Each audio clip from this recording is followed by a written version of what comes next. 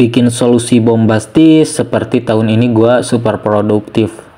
Jadi versi terbaik diri gua. Tapi seminggu berlalu, terus 2 minggu, tiba-tiba kita malah nonton serial favorit. Sambil bilang, besok deh mulai seriusnya. Masalahnya, besok seringkali gak pernah datang. Kita tahu versi apa yang harus dilakukan. Mulai proyek olahraga, belajar, tapi tetap aja gak ada aksi nyata. Hasilnya rasa bersalah mulai ngerayap.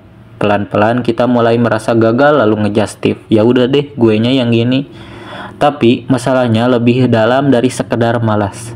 Ini soal siklus yang berulang. Punya ambisi, lalu gak mulai, lalu rasa bersalah, lalu menyerah, lalu ulang dari tahun depan dengan resolusi yang sama.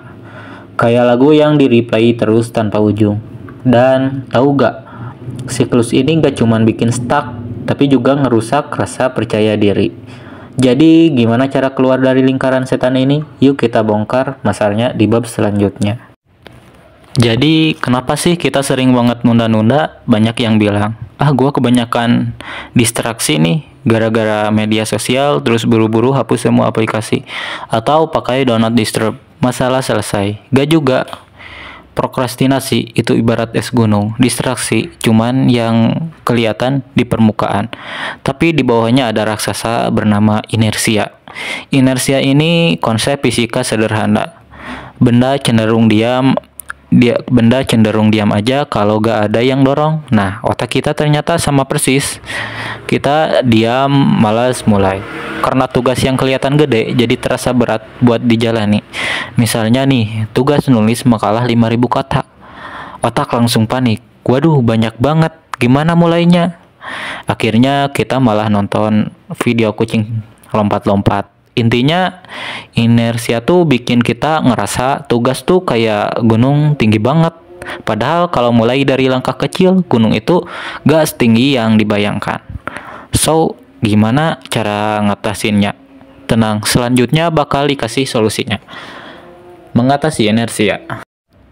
Oke, sekarang kita tahu inersia itu yang bikin kita stuck. Tapi gimana cara ngelawan? Jawabannya mulai dari langkah kecil. Beneran kecil banget.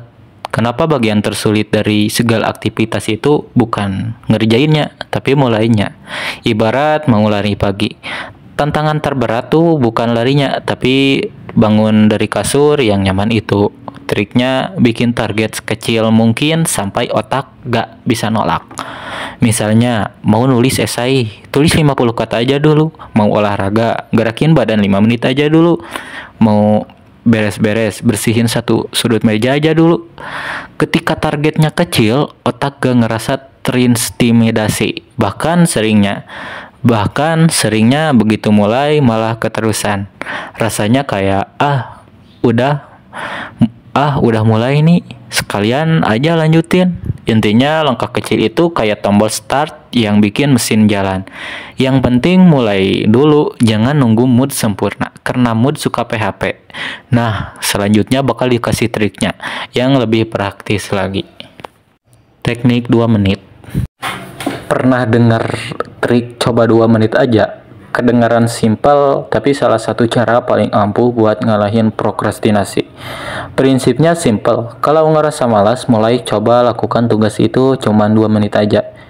Yes, 2 menit doang. Tulis 2 menit, beres-beres, bersihin selama 2 menit, olahraga 2 menit, lompat-lompat 2 menit. Logikanya gini, 2 menit itu saking singkatnya, otak gak bisa nolak, kita jadi mikir, 2 menit doang, masa gak bisa sih? Tapi yang ajaib adalah setelah 2 menit sering kali kita keterusan. Kok bisa? Karena setelah mulai momentum kebangun dan otak malah pengen lanjut. Ibaratnya kayak dorong bola. Awalnya berat, tapi setelah jalan bola ngelinding sendiri. Kalau ternyata setelah 2 menit kamu berhenti, gak apa-apa. Karena intinya di sini adalah mulai dulu, bukan langsung sempurna. Kuncinya jangan fokus ke hasil akhir, cukup pikirkan mulai sekarang. Pernah dorong mobil mogok, tapi begitu mulai jalan dorong jadi lebih enteng. Nah, ini yang dijelasin sama prinsip fisika. Benda yang bergerak cenderung tetap bergerak.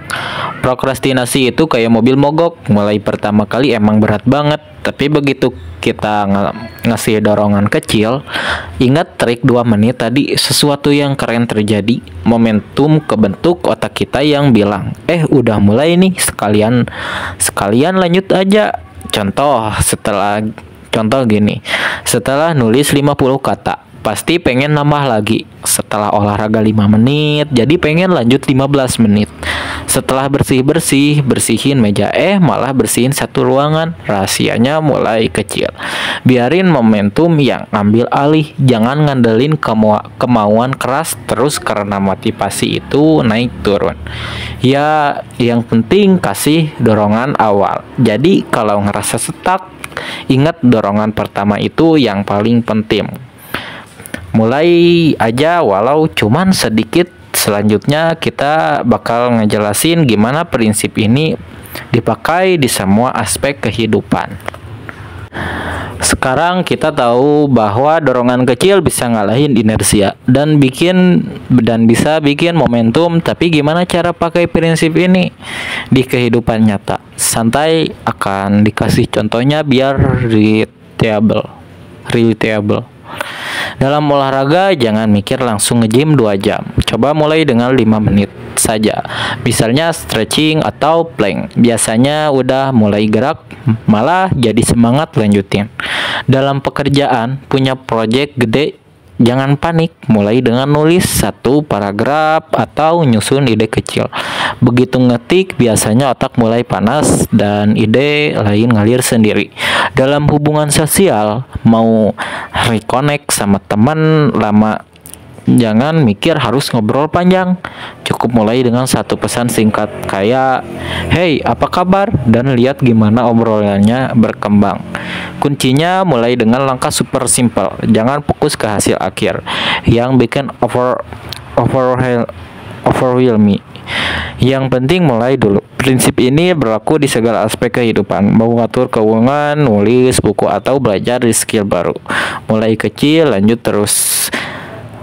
Siapa sangka langkah kecil bisa bikin perubahan gede. Nah, ingat kutipan legendaris dari Martin Luther King.